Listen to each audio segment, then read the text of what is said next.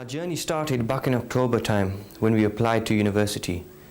We applied to the University of Cambridge as it is the most reputed and has the best reputation in the UK. We got past the first stage and got through to the admissions test. After the admissions test, we were called in for an interview. Throughout this documentary, we will share some of our personal experiences on this journey.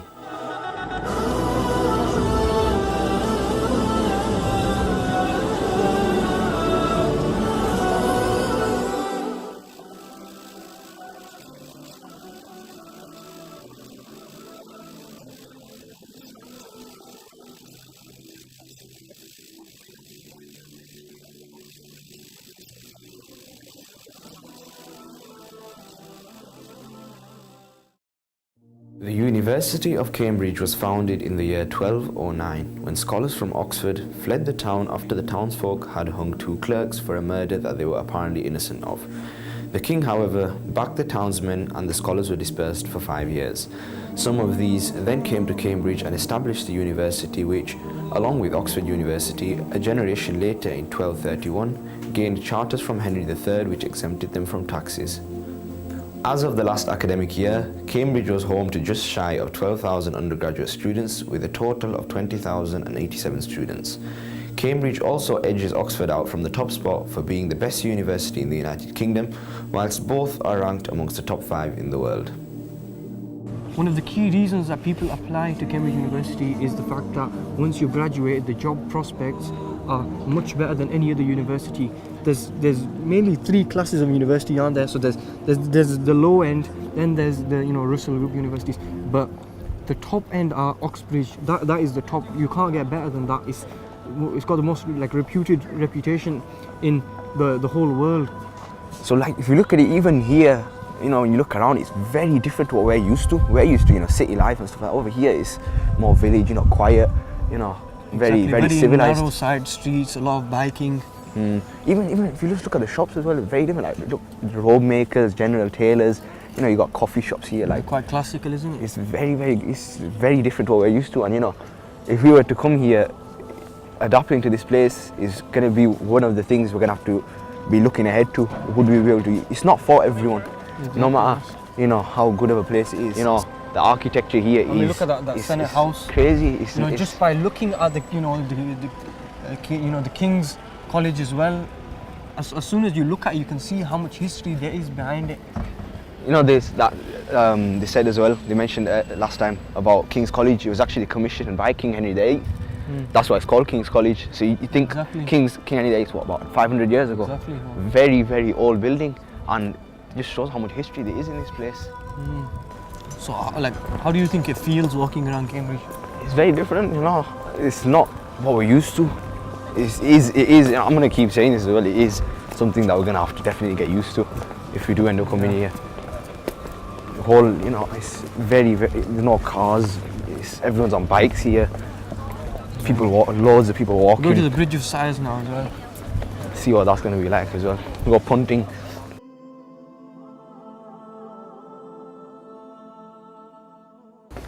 So we're just about to get on the boat to go punting. It's about a 45-minute tour all the way down. So we're going to go past quite a few colleges. We're going to see the backs of them.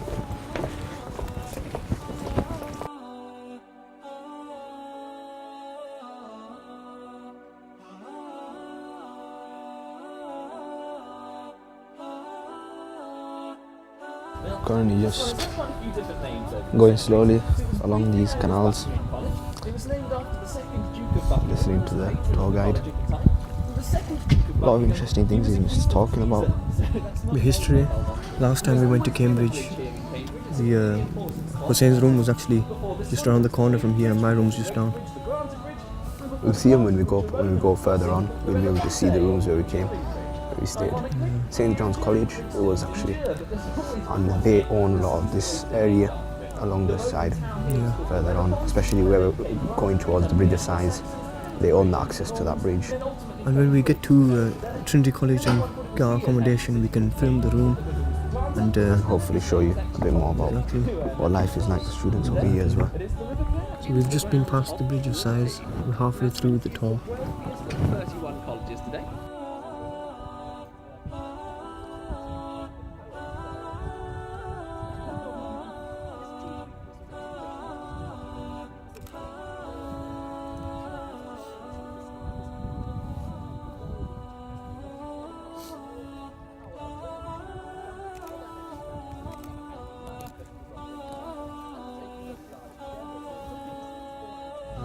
approaching the end of the tour. Yeah, it's been quite informative. I've learned a lot about the city of Cambridge, and especially the colleges that we've been through. Self-admitted little correction, it wasn't Henry VIII that founded King's College. He founded part of Trinity College. Henry VI founded King's College. That was something else we learned, clarified on this trip as well.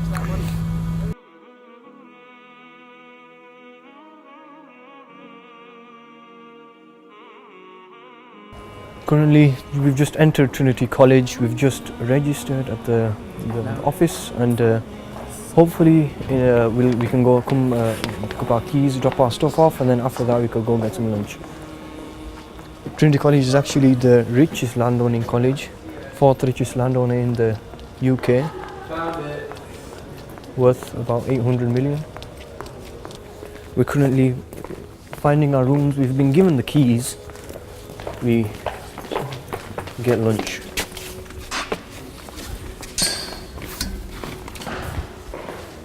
Okay, so I've just got my room here at the Trinity College accommodation, and it's pretty much the typical what you're going to be expecting at Trinity College here. Anyway, so I'll give you a quick little tour of the room. Over here we've just got the bed and stuff, lamp, it's not typical. Then we've got a bit of study space on this side down here with the give a lamp and stuff as well. Got some drawers. And as you come through here, we've got a bathroom. This is something that's not actually in all the colleges. A lot of them actually have like shared toilets and stuff, but here you get your own. And then there's just wardrobes and stuff for clothing. And that's pretty much typical room.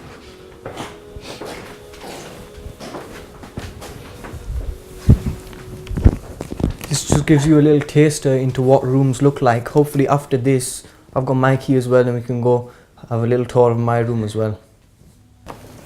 We're currently on the way to my room now. We've just viewed Hussein's room. The rooms do tend to vary. The last time we came, we stayed at St. John's College, which did have a lot better rooms. Mine had a view of the water outside, a view of the boats as well, much bigger.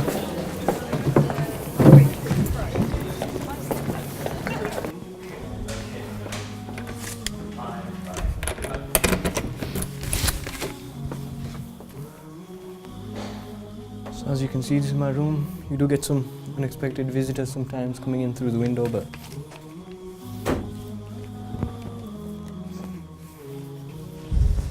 so this is an example of what you get in Trinity College. As you can see, Hussein's room was a lot better. When we came in August, mine and Hussein's rooms were both a lot better in St. John's College.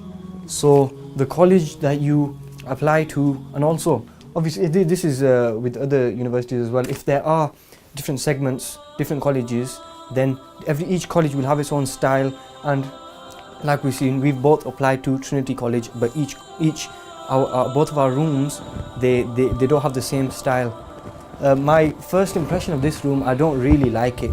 My room in St. John's College, when you walk in, it really amazes you. So when you are applying to universities, it's very important to go to the open days, go to the applicant visit days, and actually look at the student accommodation, go on accommodation tours and everything. That's essential. And yeah, like you mentioned very clearly, it is different from college to college. Even rooms within each college, like both rooms were from Trinity College, but different buildings. So it's just something that you got to expect, that not everything's going to be how you want it. So you need to be careful. So if you look at when you're applying. Hussein's room, it had a view outside the window, nice little garden kind of scenery. But if you look outside of my room, it's plain streets. It's the market.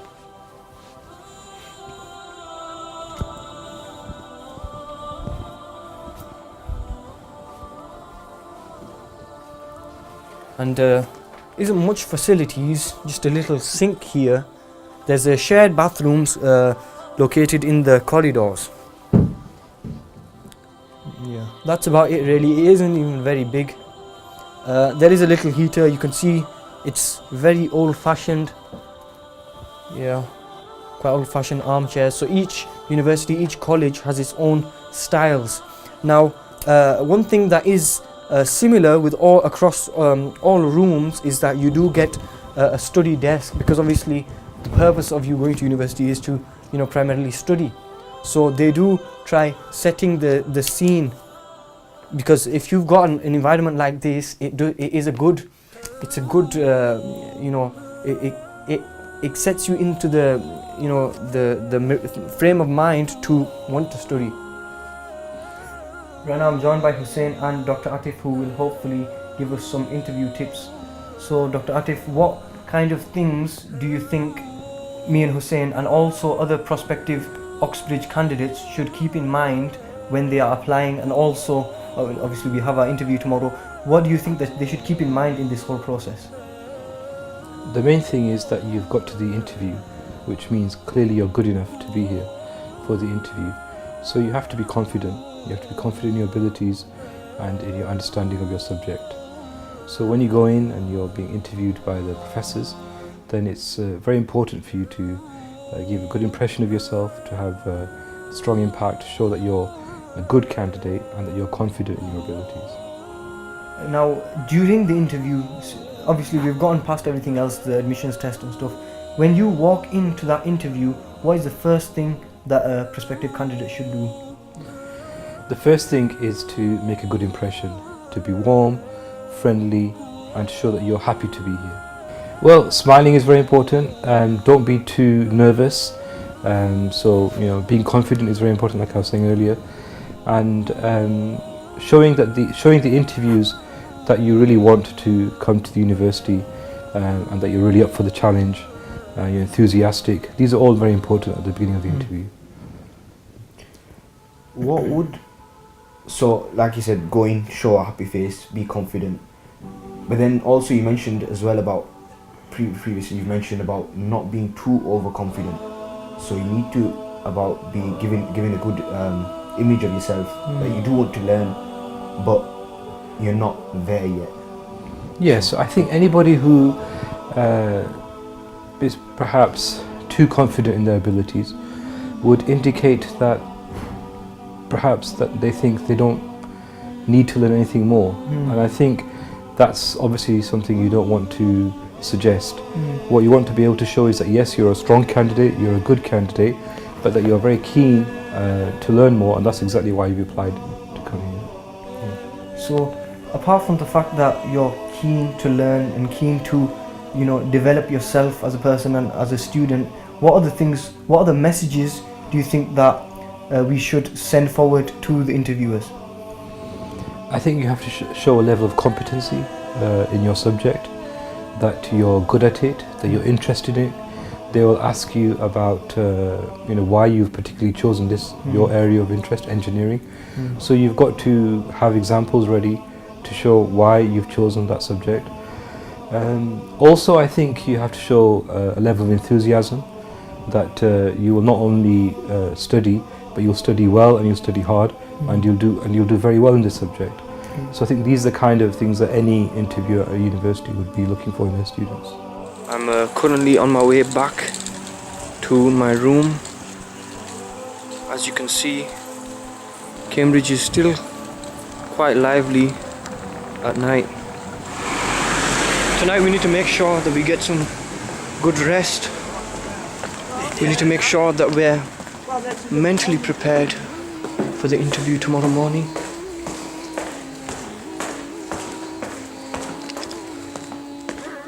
We have to ensure that we can maintain our focus tomorrow. So we've had quite a long day. We've just come back from the JCR, which was the junior common room, and we've been socializing with the other people who had interviews, some of them quite extraordinary. You can tell why this is the best university in the world, because there's people who are the typical stereotype of private school individuals. Exactly. Fluent in multilingually, very, very fluent. One example of Just a now. guy we just met, lives in France, goes to school in Scotland, fluent in English, French, very fluent in maths. Exactly. We're talking, world-class table tennis player as well. So alongside his mental capabilities, he's brilliant, like, you know, physically. It is the stereotype that we've heard of people that are bred for Oxbridge University. This guy, so confident. He's only applied to 2 universities, Cambridge and Edinburgh. He practically knows he's going to get placed in one. Exactly, yes. That good. And this is when we begin to see that, you know what, this is actually what we're up against. Yeah. And it is. So this isn't a walk in the park. This is no breeze. It is daunting when we actually think of it. But then there are many things on our side, especially, you know, if we look very simply the demographics that we come from, exactly, the things that we have, and universities such as this, especially Cambridge, they do take these factors into consideration, and they ensure that every factor is considered, and also each individual is analysed in a detailed manner. So that's it from us for tonight. Yeah, it has been a long day, a very long day. Hopefully you're gonna get some rest now. And yeah, this was quite a good end to the day. You know, it goes out of our comfort zone because we had a few games of table tennis. Well, you had a few games of table tennis. Too good to play with these amateurs. But yeah, so tomorrow's the interviews. Gotta be nice and early. Hopefully we can have a good night's rest. Yep. And that's it from us for tonight.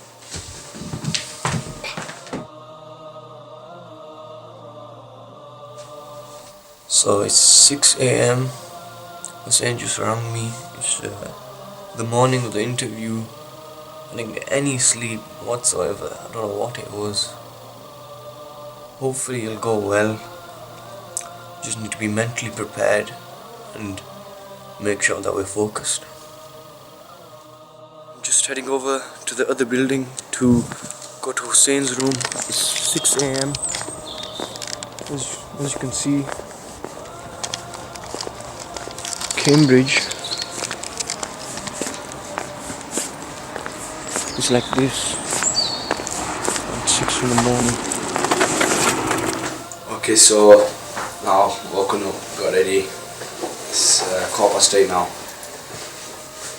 Just literally about to go in for my first test. 8:30. That's gonna start, so I'll make my way down there now.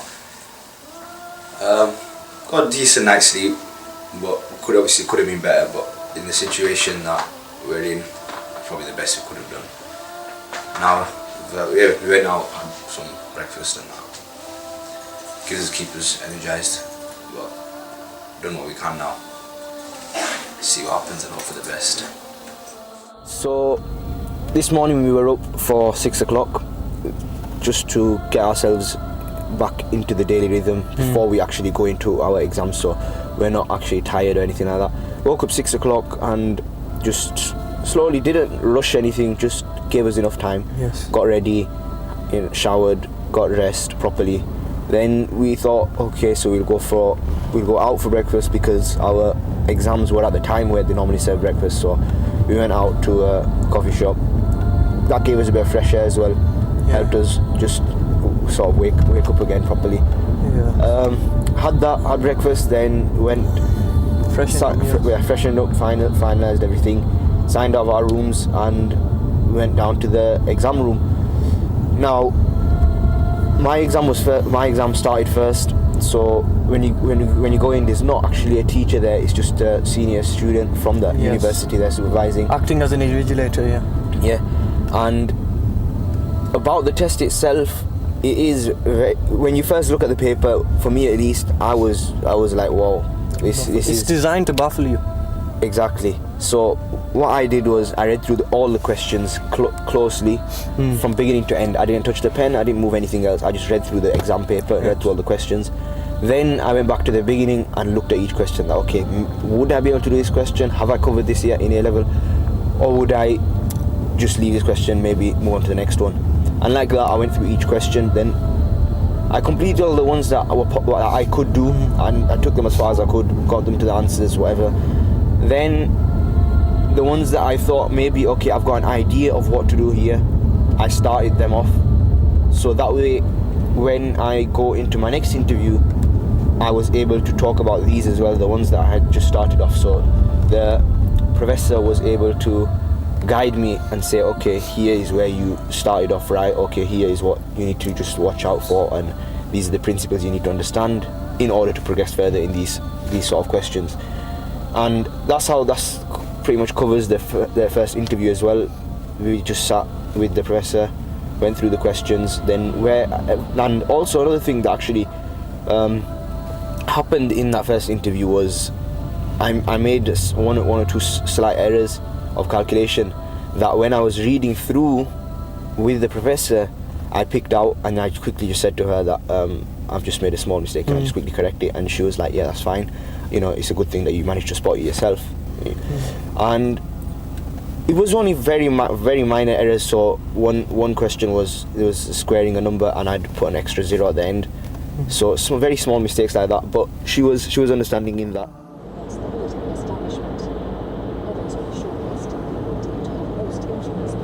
So we're back in Bradford. We've just arrived. It's been tiring to say the least. It's been worth it. A very good experience. Honestly, like, it's got us out of our shell. It's got us out of our comfort zone. We've experienced things that we haven't experienced before. So, Hussein, what's your take on it? Definitely, I can only just reiterate what has already been said, that it's, at the end of the day, what we need to see it is as an experience. Whatever comes from this, we can only benefit from it. Exactly. We may think that, if it so happens that we do not get our offers, or one of us doesn't get an offer, then end of the day we don't take that as a negative, because we can only build on our mistakes. Exactly. And that's the best way to look at it as. And the thing is as well, it's not as though it's a mistake, and of course we can definitely now say that we have been to Cambridge, we did give it a shot, we got to the interviews, and it's something that not many people can say. I mean, I applied literally last minute, so I'm not in the position now where I can complain and say, but I should have applied. I'm not looking back in hindsight thinking, I should have done this, I should have done that. I'm grateful that I actually did take the time out to apply. Yes, it is difficult. It's not as difficult as they make it out, but it is difficult, but definitely worth it. And sometimes you need to carry out certain activities or go to certain places just for the sake of the experience, because experience is what builds on your character and makes you a better person. And I guess that's it from us for now. We're now back in Bradford. We're just going home and hopefully see family and stuff.